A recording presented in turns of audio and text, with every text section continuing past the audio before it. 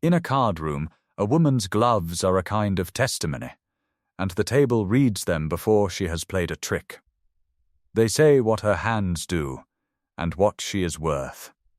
A great house evens its numbers by seating a tradesman's orphaned daughter of 28 at whist, and she keeps both gloves buttoned through every rubber.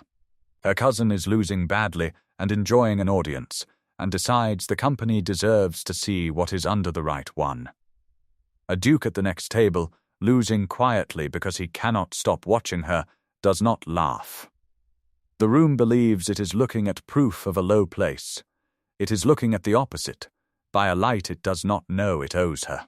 If this story keeps you company, subscribe, stay to the end, and tell me in the comments where you are listening from.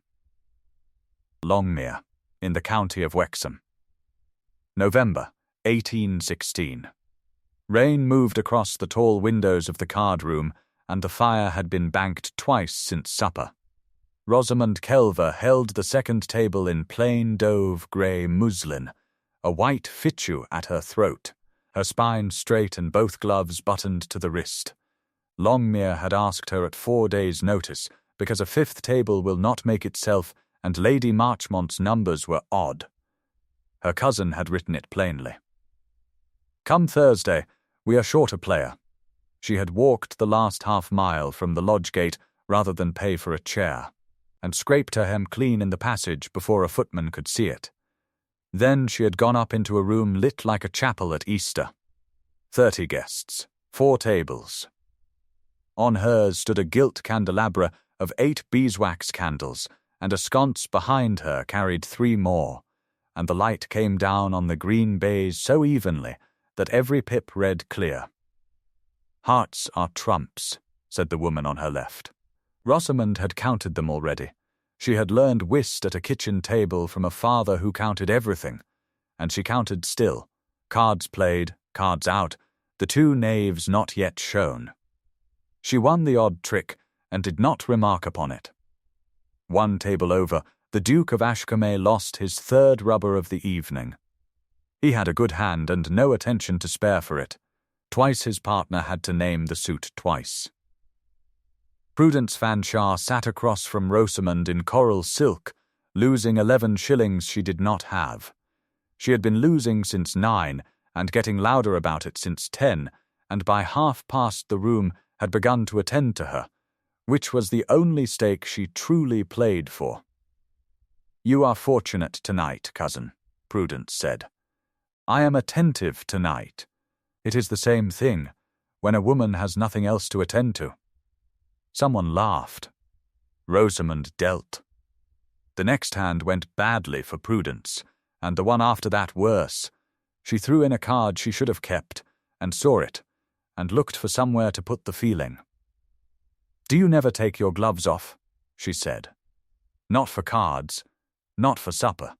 Half the county has begun to wonder what you are hiding under there. Nothing that would improve the evening. There, Prudence smiled around the table, gathering them. She will not say. 2 years I have asked her, and she will not say. Lady Marchmont at the fireside with her tea said something mild about the draught. Rosamond led a small heart. Prudence covered it, badly, and lost the trick, and in the half-second while the cards were still on the cloth she reached across the table, took the wrist of Rosamond's right glove between finger and thumb, and drew it off. It came away easily. Kid does when it is old, and has been mended twice at the seam. The glove came free with a small sound, and Prudence held it up so that the 8 candles caught it, and said, in the voice of a woman producing a jest she has planned all evening, now the company may see what a chandler's daughter keeps in her lap. There was a laugh. Not a large one. It went round the near tables and stopped somewhere near the fire. Rosamond's right hand lay on the green cloth where the glove had left it. The knuckles were split across and healed over and split again. From the first joints to the wrist the skin was the colour of a scald that has been a scald many times. 2 fingernails had grown back ridged. It was a clean hand, and plainly a hand that worked. The room waited for her to put it in her lap. She did not. She turned it over once, slowly, so that they could all see the palm as well, and then she laid it flat and open on the cloth beside her cards, fingers relaxed, and she left it there. "You have the lead," she said to the woman on her left. Nobody moved. "Madam, you have the lead." The woman played a card because there was nothing else to do with her hand. Rosamond followed. She took that trick, and the next, and the one after, and she finished the hand 2 over, with her bare knuckles shining in the candlelight, and her breathing perfectly even, and the whole room watching a hand of cards nobody in it cared about. At the next table, Ashcombe laid down his own cards face down and stood up. He was a big man in a deep burgundy tailcoat and a high white cravat, and he moved quietly, which is a combination that empties a room of conversation. He crossed the 6 feet of carpet between the tables. He did not look at Prudence. He ignored the glove she was still holding, which she now, rather late, put down. He stopped at the edge of Rosamond's table, close enough that his knee was against the cloth, and he took off his own gloves. He did it without hurry, the right first, finger by finger, and then the left, and he folded them once and set them on the corner of the table behind him, out of everyone's way. Then he leaned in and laid his bare right hand flat and open on the baize beside hers. A hand's width away. Not touching. His hand was brown across the back from riding, the nails cut short, an old white seam on the thumb, where something had gone wrong with a bridle. It was, at that moment, the only other bare hand in a room of 30 gloved ones. Her cousin's grin died in stages. Her own gloved hand stopped halfway back to her cards and stayed there. The Duke looked across the cloth at Rosamond, and his eyes did not go anywhere near the marks on her skin. "I have been losing all evening," he said, "because I have been watching you play. I thought you ought to know that it was not luck. You have counted every card in this room, 49 of them, Your Grace. There are 3 still out." "Which 3?" she told him. He laughed once, low, and did not straighten up, and did not move his hand. Between the 2 bare hands, alone on the green cloth in the gap where the candlelight fell hardest, lay the cream kid glove, palm up and empty, exactly where it had come to rest. Not one person at that table knew what those hands were. The rubber finished itself somehow. Manners are a machine, and a great house keeps its machine oiled. Within 20 minutes the tea came round again, and by midnight the evening had agreed among itself that nothing had occurred. Lady Marchmont came to Rosamond at the foot of the stairs and put a dry old hand on her sleeve. "You will forgive me the arrangement of my tables." "There is nothing to forgive, madam. There is. I shall attend to it." She looked once toward the tables, and her mouth went thin. "You play a very pretty game, Miss Kelver, better than anyone in that room, and I include myself." Rosamond found her cloak. She also found, when she put her hand in the pocket, that the glove was not there. She had thought about going back for it for the last 40 minutes, and had decided, somewhere around the 2nd cup of tea, that she would not cross that carpet twice in one night. The Fanshaws' carriage smelled of damp wool and Prudence's husband's snuff. He fell asleep before the lodge gate. Prudence did not. "You made a great performance of it," she said, into the dark. "I made nothing of it. I played out the hand. You put it on the table like a fishmonger's slab. You might have laughed.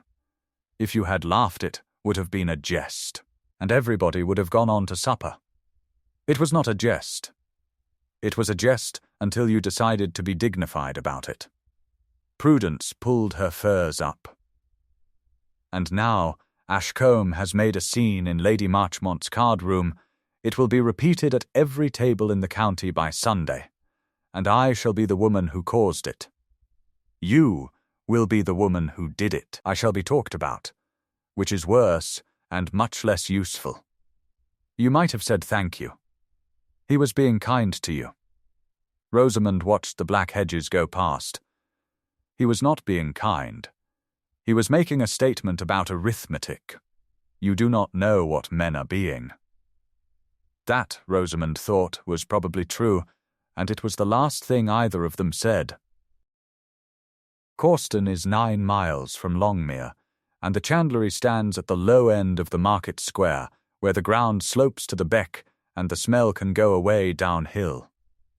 A shop in front, with a counter of scoured elm, a passage behind it, and behind that the melting house, which is the whole business.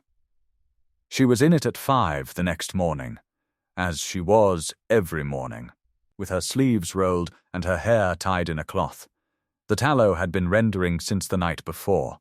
It must be brought up slowly and skimmed 3 times and never allowed to catch, because tallow that catches will smoke in the burning, and a housekeeper will remember it for a decade. Rosamond skimmed it, set the wick frames, and began.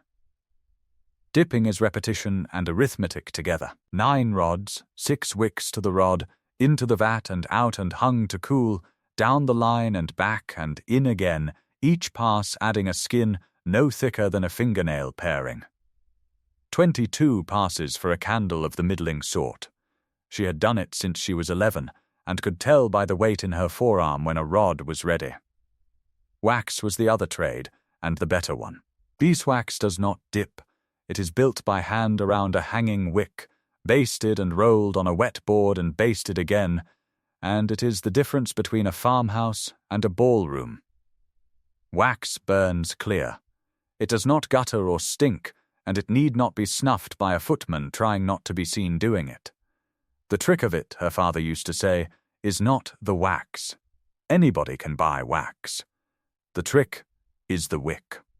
Kelver's wicks were spun of 3 strands, not 2, twisted a half-turn tighter than the trade thought necessary, boiled in lime water, and dried a full week before they went near a vat. It cost her 4 days and 11 pence a hundred more than it need have. It also meant her candles burned down to a small clean coal instead of a great mushroom of char, and wanted snuffing twice in an evening rather than a dozen times. That was the whole secret. There was no other. She had never told anyone outside the melting house, because nobody had ever asked. "Rods are cool," said Tobias from the doorway, with his cap in his hand. He was 14 and had been bound to her 3 years, which the guild had allowed only because the indenture carried her father's name, and her father had been 11 days from dying when it was signed. Cut and box the 8s, 12 dozen for the Corston houses. "Yes, miss," he hesitated. "Is it true about last night? Robbie at the bell says a duke went down on 1 knee to you at the card table." "He did not go down on 1 knee. He put his hand on a table." "That is not much of a story," said Tobias, disappointed. "No," she agreed. "It is not." The sign over the shop door said Ambrose Kelver, tallow A&D wax chandler, gilded by a Corston man for 2 guineas in the year she was born. Framed inside the door, where the excise officer could see it without asking, hung the licence. It also said Ambrose Kelver. It had, "A chandler cannot boil an ounce of tallow in England without one, and the officer comes to weigh, and the duty is paid by the pound, and the book is signed." Ambrose Kelver had been 3 winters in the churchyard at Corston. He had signed nothing since November of 1813.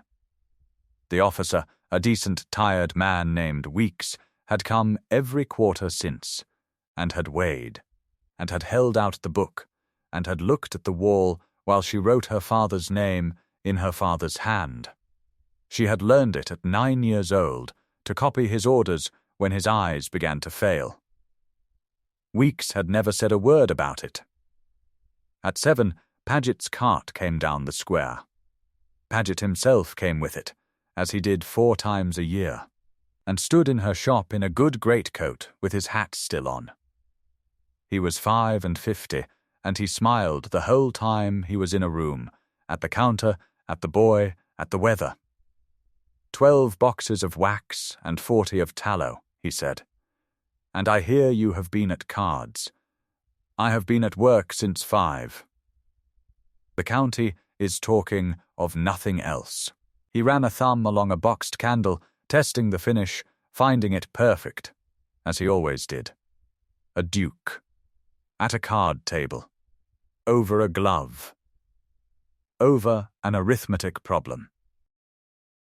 A chandler who is talked about is a chandler who gets looked at. He was still smiling. And there is a good deal in this shop that will not bear close looking at. £62 a year is a very comfortable arrangement for a woman in your position. It would be a shame to disturb it by becoming interesting. He paid, and he went, and the cart took away the whole winter's wax under Paget's name, to be carried out again in Paget's boxes to 11 great houses in Wexham, none of which had ever heard of her. 2 mornings later, a plain travelling carriage stopped in the square, and the Duke walked into the shop, and Tobias, cutting wicks at the counter with his sleeves pushed up, said, "Help you, sir?" "I hope so. I want to speak to the chandler." Tobias looked round. She's in the back, sir." "The chandler's wife?" "The chandler," said Rosamond from the passage, wiping her hands on a cloth that did not do much. He turned. His coat was dark with rain across the shoulders, and he had brought no servant in with him. He did not say what people say. He did not say that he had not expected it, or that she was very young for it. He looked at the counter, and at the wick frames, and at the boxed 8s in their rows, and then at her. "May I see the back?" "It smells, Your Grace. I have a home farm. I have smelled worse things than mutton fat before breakfast." She took him through. He stood in the melting house for the better part of an hour with his hands behind his back and asked questions like a man who intends to remember the answers. Why 3 strands and not 2? Why lime water? What a half-turn of twist costs and what it buys, whether the wax could be got nearer than London. "You take it up," she said, and put a cooling rod into his hands before she had decided to. He took it. He held it badly, and then, when she moved his wrist a little without touching his skin, correctly, 6 candles hung off it, dull and warm and not quite set. "How many of these have you made?" "In my life?" "I do not know. Some thousands of dozens." "Guess. I would rather count." "Then count." She looked at him to see if it was mockery.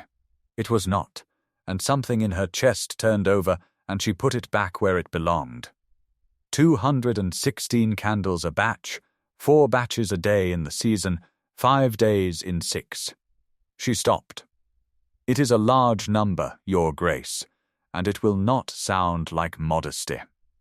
I did not ask for modesty. I have a house full of it, and none of it is any use." Tobias, in the doorway, was staring as though a horse had come indoors. "Go and box the 8s, Rosamond said. When the boy had gone, the Duke set the rod back on its rest, reached inside his coat, and brought out something folded in a clean handkerchief. It was the cream kid glove. It had been brushed. The mended seam had been mended again, properly, by somebody with better thread than she had. "I could not leave it on the table," he said. "You might have sent it. I might have." Neither of them picked it up. It sat between them on the bench in the light of the doorway, and Rosamond discovered that she had been holding the same cloth in the same position for some considerable time. "I did not thank you," she said. "There is nothing to thank me for." It was not gallantry. It was an opinion. He turned his own bare palm up, once briefly, and turned it back. "My grandfather broke stone at Ashcombe before he was anything else. That is not a virtue. It only means I know what a hand costs and what a room does with the information. The room enjoyed itself. The room was ashamed of itself before it reached the stairs. I watched it happen. It is the only useful thing I did all evening." He picked up his hat.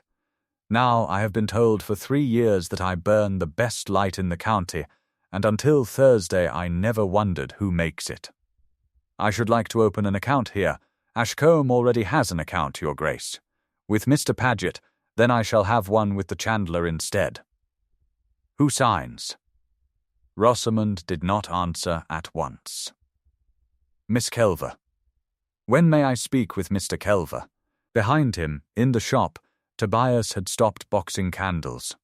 In the square a cart went by and somebody shouted at a dog, and the question stayed there with the two of them and would not go anywhere. You cannot, she said, because he will not see me, or because he is not here. Because he is in the churchyard at Corston, and has been 3 winters. She said it evenly, which took some doing. He was ill for 2 years before that.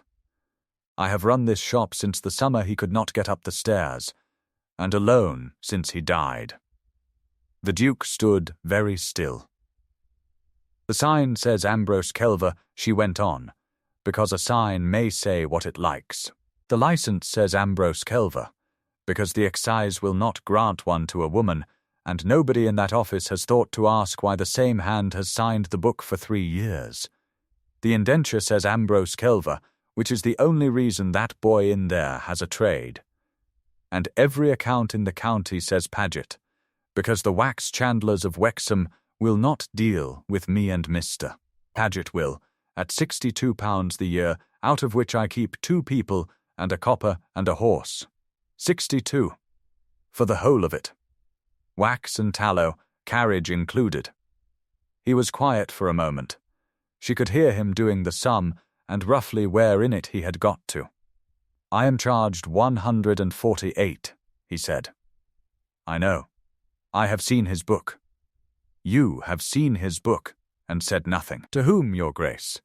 She said it without heat. Shall I write to the magistrate that a man makes a profit on goods he lawfully bought? He is a factor, not a thief. The arrangement is legal, and there is no other to be had. It is a swindle with a license on the wall. It is a trade with a rule in it, and I am on the wrong side of the rule. She folded the cloth. You may as well be angry with the weather. I am frequently angry with the weather. It has never once improved. He put his hat on and then took it off again, which she noticed. What would you charge? For what? For Ashcombe. For a year. Everything the house burns, hall to scullery, 1st of January to the last day of December. What is your figure? I do not have a figure. Nobody has ever asked me for one. Then get one, said the Duke of Ashcombe. I am not in any hurry.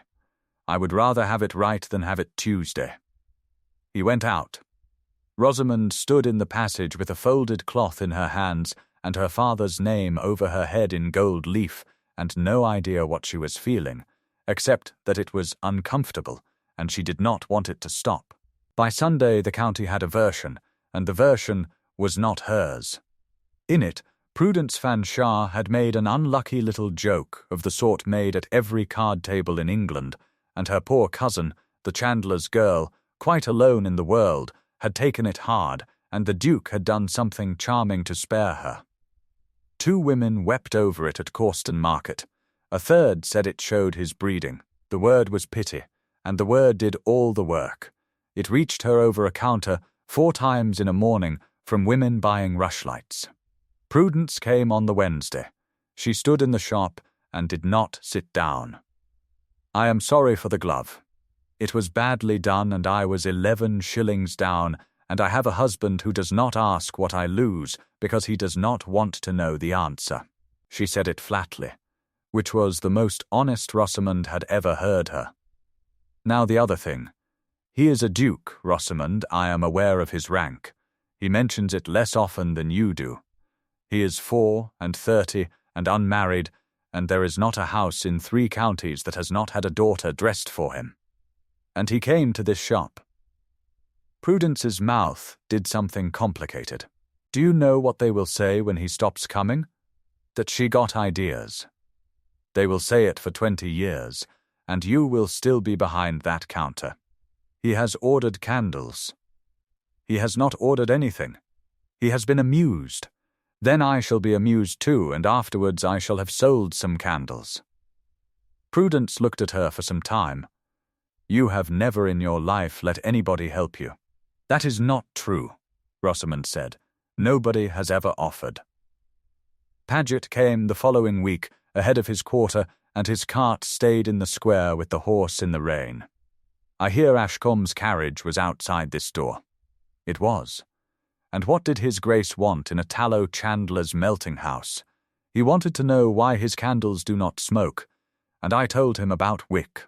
It is not a secret worth keeping. Nobody has troubled to ask about it in 100 years.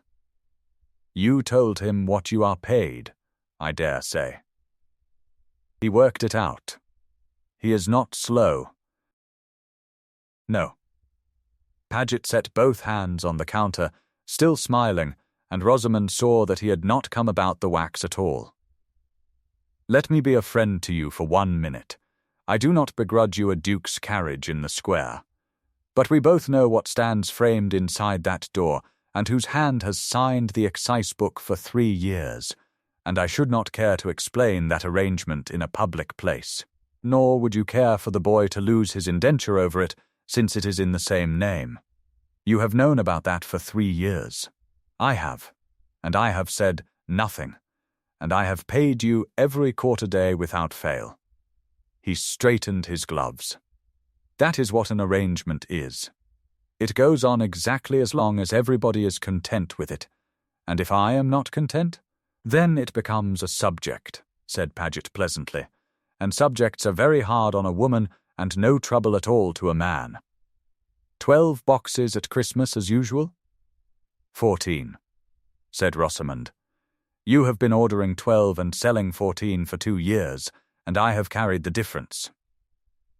14, and the price goes up 3p the pound on the wax, because London wax has gone up 5p, and you have not passed me a farthing of it. Paget's smile did not go away, but it stopped meaning anything. 3p, he said. 3p, and I want it written down. He took a long time putting his hat on. You are becoming interesting, Miss Kelver, he said. I did warn you.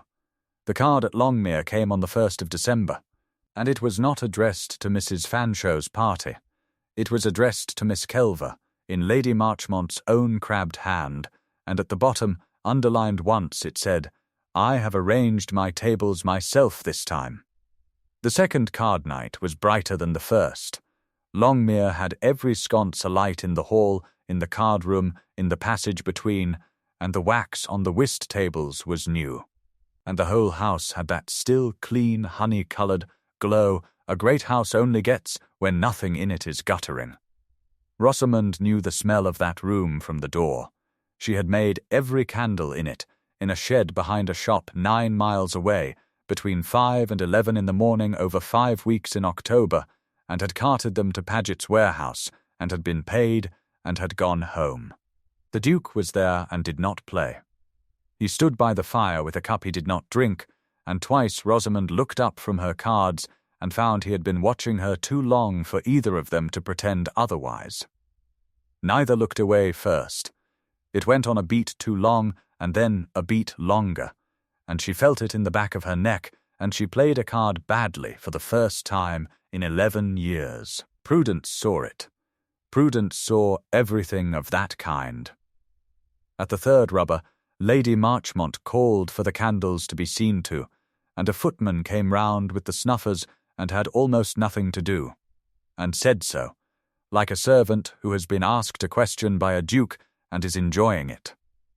Not once all evening, Your Grace, nor last month neither. Mrs. Sowerby says these ones want snuffing twice in a night, and the old ones wanted it every 10 minutes. Where does the house buy them? Said the Duke. Mr. Paget of Causton, sir, wax chandler. Has the whole county. Mr. Paget makes them, does he? I could not say, sir. Mrs. Sowerby, said Lady Marchmont, who had begun to attend. Come here a moment. The housekeeper came. She was 60, had been at Longmere 31 years, and had a face like a closed account. How long have we burned these? Kelver's, my lady, since before I came. Old Mr. Kelver's father before him. She said it as a fact about the furniture. There has never been a better candle in Wexham. The last 3 winters have been the best of the lot, and I have said so in this house every Christmas, and nobody has once asked me about it. The room had gone quiet in the particular way a room does when it does not yet know why. The Duke set down his cup. He turned toward the second table, where Rosamond sat with her cards in her hand and both gloves on, and he said, across 10 feet of carpet and 30 people, "Miss Kelver, do you know how these candles were made?" She could have said no. It would have taken one word, and the evening would have closed over it like water. She laid her cards face down on the cloth. "I made them," she said. Nobody spoke. "All of them?" said Lady Marchmont. "The wax on this table, madam, and the wax in the hall, and the tallow in your kitchen passage. I dipped it in October. There are 140 of mine in this house tonight, and I could tell you within 2 which week each came off the rod." It was the voice she used for prices. "The 8 above this table are from the last batch. The base has the finer roll on it. I changed the board in the 3rd week. Somebody at the far table set down a cup. You have been reading this room by my light for 11 years, Rosamond said, and last month you were good enough to look at my hands by it. It ought to have ended there. It would have, except that Mr. Paget of Corston had been shown into the hall a quarter of an hour before, on the reasonable business of Lady Marchmont's Christmas account, and had stood in the doorway rather longer than that business required. Kelver's, he said, is a man's shop, my lady, and has been these 40 years. Every head turned. And I am sorry to say it in company, said Paget, smiling at the whole room, but there is not a man in it, and has not been since old Ambrose Kelver was buried 3 winters back. The licence over that shop door still carries his name, and the excise book has been signed in it every quarter since. I have held my tongue out of Christian charity. But I'll not stand in a lady's house and hear a duke told a story. The fire cracked. Rosamond Kelver's candles burned on, evenly, in perfect silence, all over the house. Lady Marchmont said that Mr. Paget would find his account settled in the morning, and that the hour was late. It was very well done, and it emptied the house in 20 minutes, and it was also the end of the evening, and no sort of finish to the matter. The matter took 9 days. Nobody accused her of anything, because there was nothing anybody wished to see written down. What happened instead was quieter and more effective. On the Monday, 2 Corston houses sent to say they would take their rushlights elsewhere. On the Wednesday, the curate's wife crossed the square rather than pass the shop. On the Friday, Paget's clerk brought a note cancelling the standing order for the whole of 1817, with regret, the arrangement having been misrepresented to his employer. Misrepresented he had known for 3 years. £62 a year is not a fortune. It was also, that winter, 4/5 of everything that came into the shop.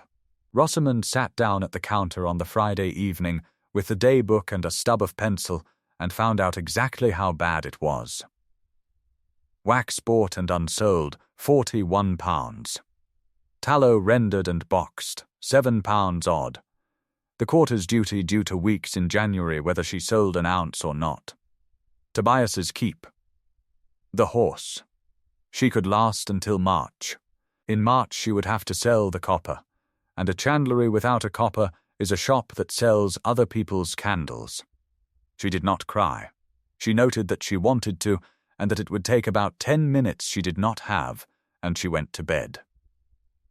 On the Monday, Weeks came a fortnight early, apologized twice, weighed nothing, and put the book on the counter, already written up. Duties paid to Lady Day, he said, looking at the wall. It is not. It is paid, Miss Kelver. On Saturday, at the office in Wexham, in full, by a gentleman's man of business, and there's a receipt in the book, and I'd be obliged if you'd not make me discuss it. She turned the book round. She read the entry 3 times. Then she put on her cloak. Ashcombe is 11 miles from Corston. She walked 7 of them before the carrier overtook her and took her up on the tail of his cart, and she arrived at 3 in the afternoon with mud to the knee of her gown, and asked for the Duke at the front door like a creditor. They put her in a library the size of the whole chandlery. There were candles in it. Hers, he came in fast, and stopped when he saw her face. "You have paid my duty," she said. "I have. You did not ask me." "No, how much else?" He did not pretend.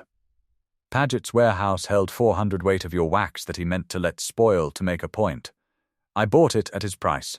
It is in my stables, and it is yours whenever you send for it, and I would have told you on Thursday. Thursday, when it was done and could not be argued about." He said it without any excuse in his voice, which was the one thing that kept her in the room. "Yes." "Do you know what I have spent 11 years doing?" Her voice was not steady now, and she let it not be. "Carrying a shop the trade will not put my name to. Every year I have made it pay by myself, and every year a man has taken the credit, and I have let him, because that was the price. And you have paid a bill I never asked you to pay, in a public office, before a clerk. By Sunday the whole of Wexham will know that Ashcombe settles that woman's excise for her. You have not saved me. You have finished the argument for them. Pity. It is what my cousin said, and now they have a receipt."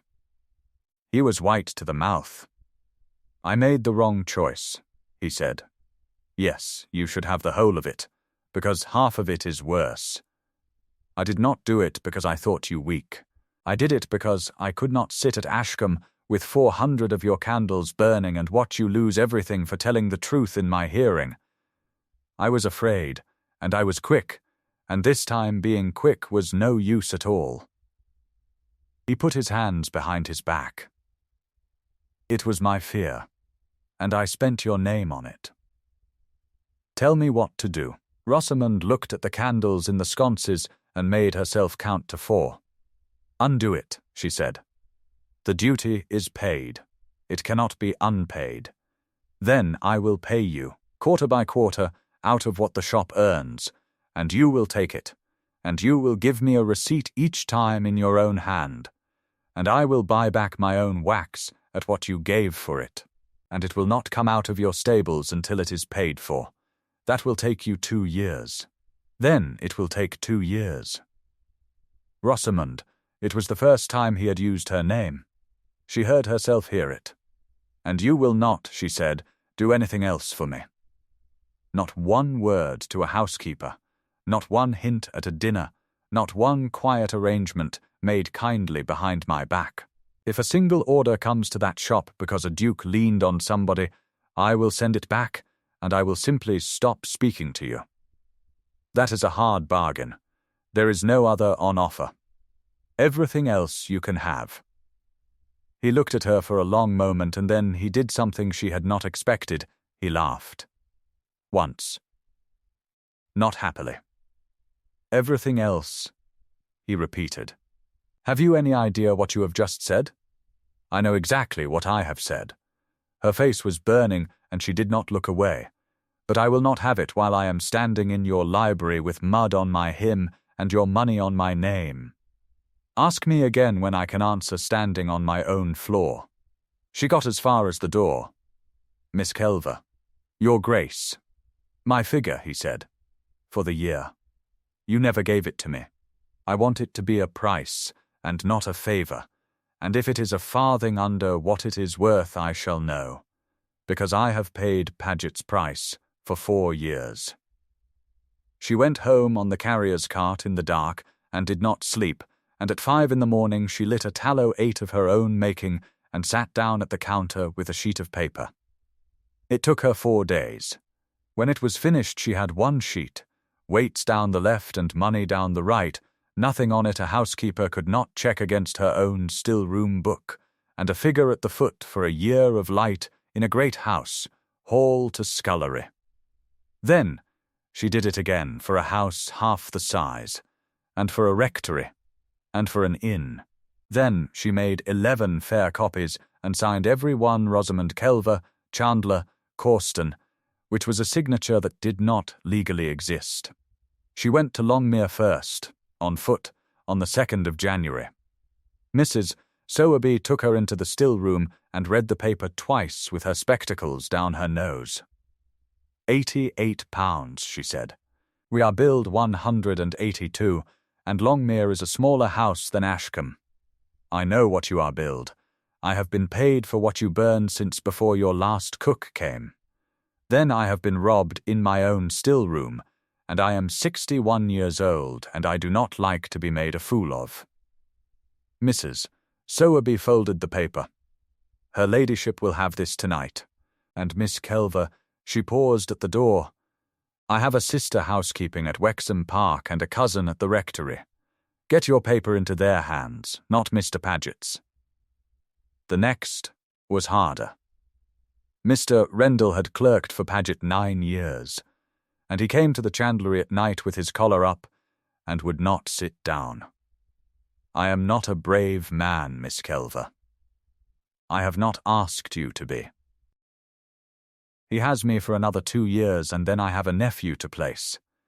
He put a thin book on the counter and kept his hand on it. The delivery book, not the accounts, he keeps those at the house. 3 winters of Kelver's rods. Every box, the weight of every box, where it went, and what he charged for it after. He took his hand off it. I have made a copy in my own hand and signed and dated it, and I will say it aloud anywhere you like, once, and then I should like to be left out of the rest of my life. Once is enough. Why? Rendell looked at the boxed 8s on the shelf. Because I wrote Paget's best wax on 4,000 boxes of your work, he said, and I am tired of my own handwriting. Prudence came on the 5th of January, which surprised everybody, including Prudence. She stood in the shop in a plain pelisse and put 11 shillings on the counter. That is what I lost at Longmere in November, she said. You may as well have it. I do not want your money. No, you never want anything. It is your least agreeable quality. Prudence looked round the shop. They are saying at Causton that you have been sending papers about. Prices in your own name. I have. No woman in this county has ever done that. No woman in this county has been permitted to. Prudence was quiet. Then she said, in a different voice, I have never made anything. In 32 years. Not one thing that would still be there if I left the room. She pushed the coins across. Take it. It is the one useful thing I have got. Lady Marchmont's invitation to the 12th night tables came on the 6th, and this time no note was needed at the bottom. It said, Miss Rosamond Kelver, and beneath that the names of 11 housekeepers and 4 stewards, and the agent from Wexham Park, all invited to one evening for the first time in the history of the house. She wore the dove grey with the white fichu, because it was what she had. She did not wear gloves. The hall at Longmere was lit by her, as it had been in November and December, and the room was fuller than either time, and when she came in there was a moment, brief, felt rather than heard, in which the whole company registered her bare hands and decided, table by table, to say nothing about it. Ashcombe came in a half-minute behind her and stood at the back with his own gloves in his pocket and did not come near her all evening. Lady Marchmont held up her hand at 9 and the room quieted. I am told, she said, that there is a question of candles. There is a question of arithmetic, madam, said the Duke, from the back, and I should like Miss Kelver to answer it before everybody, because I have been asking it privately for 6 weeks, and I am tired of being the only man in Wexham who knows. He came down the room then, and stopped at the end of the whist table, and the whole company turned with him. Miss Kelver, what would you charge to light a great house for a year? She had the paper in her hand, and did not look at it once. Ashcombe burns 300 pounds weight of wax in a year and 900 of tallow, and I know both figures because I have made and boxed and carted them for 3 winters, she said. Wax at 4 shillings the pound is 60 pounds. Tallow at 10 pence is 37 pounds 10. Wick, carriage and the excise duty come to 12 pounds 10. That is 110 pounds for the year, all to scullery, at each quarter day. She let that sit for exactly as long as it needed. His Grace has been billed 148 for the same goods, and I have been paid 62 for making them. The difference of 86 pounds went to a man who has never dipped a candle in his life, because the account had to carry a man's name, and I have let it, and I am done letting it. Nobody laughed. Somebody's chair creaked. Longmere burns less and pays 182, Rosamond said. Wexham Park pays 206. My price is on paper, in my hand, with the weights written out, and any housekeeper here may check every figure against her own still-room book tonight. I hope she will. I would rather be checked than believed. Mrs. Sowerby said, quite loudly, from beside the door, I have checked it, my lady. Every line. And it is right, and we have been paying £94 a year too much for worse light, and I said so in this house at Christmas, and nobody listened to me, because I am a housekeeper. Lady Marchmont set down her cup. I am listening now, she said. Longmere will take your terms from Lady Day, and I will have it in writing with your name upon it. And if the wax chandlers of Wexham do not care for, that they may take it up with me, and I shall enjoy it enormously. The agent from Wexham Park said, the park will take the same. The steward from Ashcombe, who had been given no instructions and knew it, said, His Grace's house has been offered terms, I believe. His Grace's house, said the Duke, will pay £110, and will pay it quarterly, and will not receive a farthing's discount for being a duke, because she has told me very plainly what happens if I try. There was a laugh, and it was on his side, and it went round the room and did not stop anywhere. It was over in a quarter of an hour. That is the thing nobody says about the moment a wall comes down. It is not dramatic. It is administrative. 4 housekeepers wanted quantities. 2 stewards wanted delivery dates. A woman from a house Rosamond had never heard of, asked whether the wicks could be had separately, was told yes at 11 pence the hundred, and wrote it down. Paget was not there. He kept the Causton shop and the inns for another year, then sold the warehouse and went to his sister at Bath, and it was no ruin. And nobody in this story pushed him into the road. He had simply become the more expensive man. Afterwards the Duke found her by the window at the cold end of the hall, where the rain was on the black glass and the candles made 2 faint reflections a foot apart. You were extraordinary, he said. I was prepared. Yes, he looked at the glass. It is the same thing. In you. I have stopped being able to tell them apart. Your Grace, Gideon, she said, and found it did not choke her. You did not say a word for me in there. No. I asked a question, and then I stood at the back with my mouth shut, which is the hardest thing I have done in 11 years, and I should like some credit for it. You shall have it in writing, she said, at 11 pence the hundred, and he laughed properly, and half the room looked round, and neither of them cared. He came to Causton in February, in the week the frost broke, and found her in the melting house with her sleeves pushed up. I have been asked 11 times this month what your hands are, he said. And what do you say? That they are a chandler's hands, and it is a pity there are not more of them. He set his hat down. Rosamond, I cannot ask you the other thing until I have asked something smaller, and I have spent 3 months getting up the nerve. Why the gloves? Nobody keeps a thing up for 11 years by accident. She could have put him off. She had put everyone off, always, and she was extremely good at it. She wiped her hands and sat down on the bench by the vat. "There was a man," she said. "7 years ago. Mr. Neve. He kept the linen drapers on the high side of the square, and he was pleasant, and he read books, and we were as good as engaged for 11 months. What happened? Nothing happened. That is the part nobody believes. No temper, no other woman, no gambling.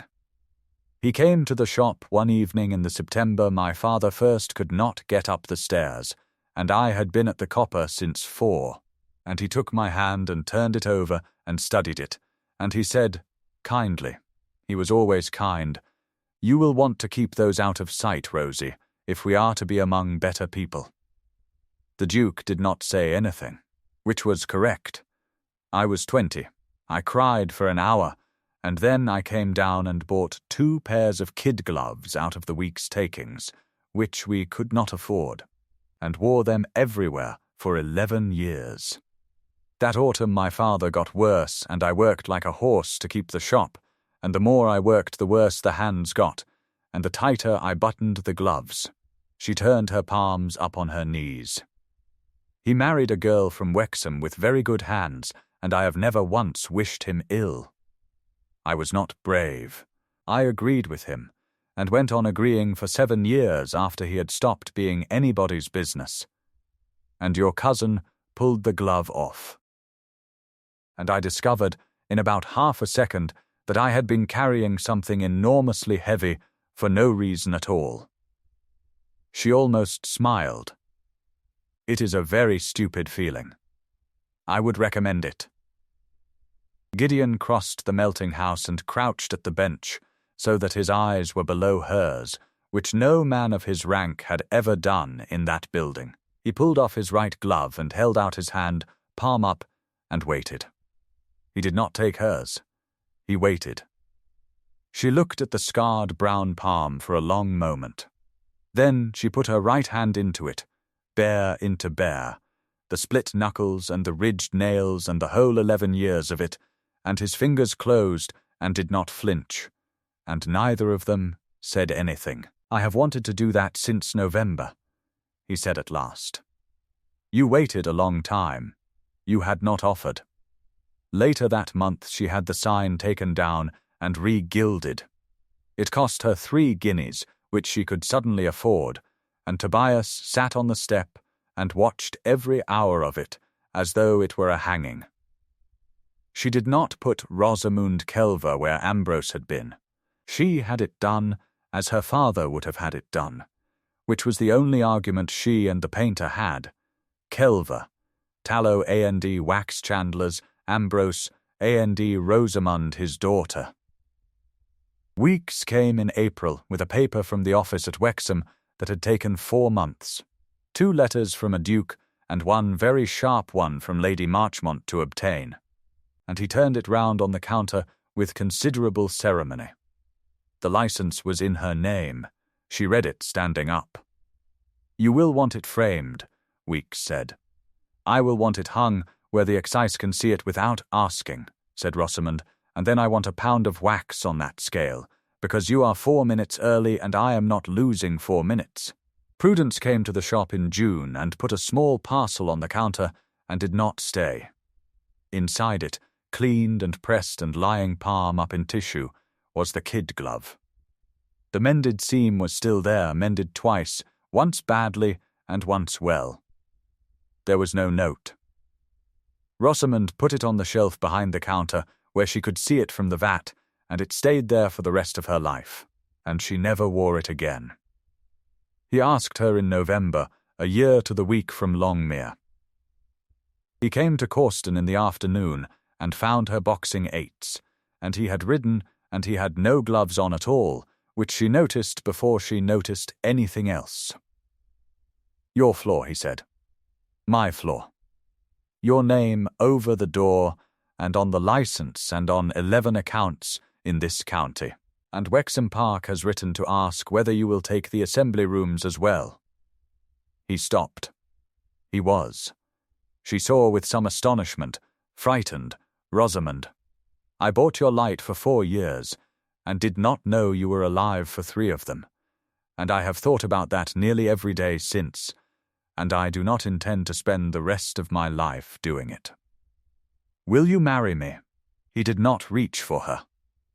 He set his bare right hand down, open, on the elm counter, a hand's width from hers, and left it there, and waited.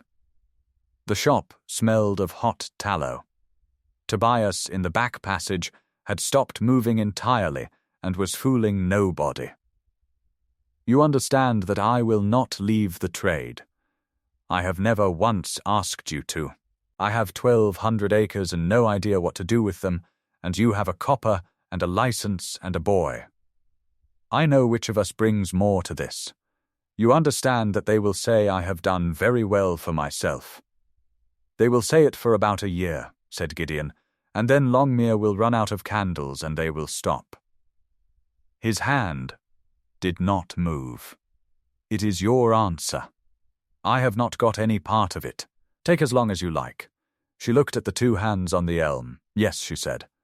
They were married at Corston in the February following, on a Tuesday morning, with 5 people in the church: Lady Marchmont, Mrs. Sowerby, Tobias in a coat that was too big, Prudence, and Mr. Weeks of the excise, who cried and was extremely embarrassed about it.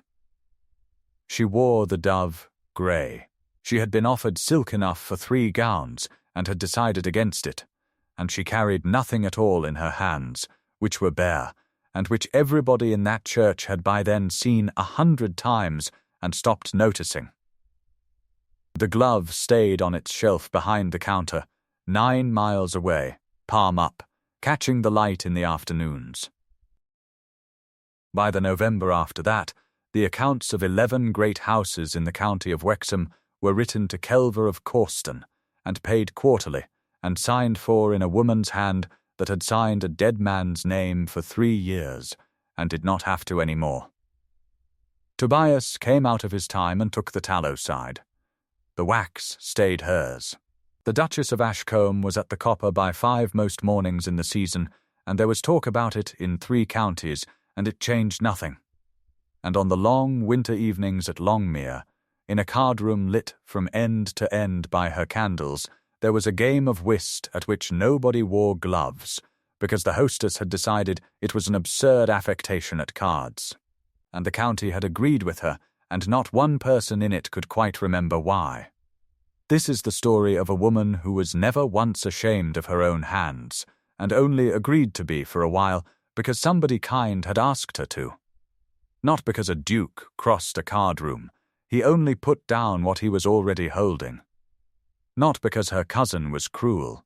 Her cousin was frightened, and frightened people reach for the nearest small thing. Not because the county changed its mind. The county changed its arithmetic, which is a slower business and a more reliable one. She had made every light in that room before any of them looked at her. She was the reason they could see at all. A man of some rank happened to be the first in 30 years with the manners to work it out, and the sense to put his hand down beside hers and say nothing.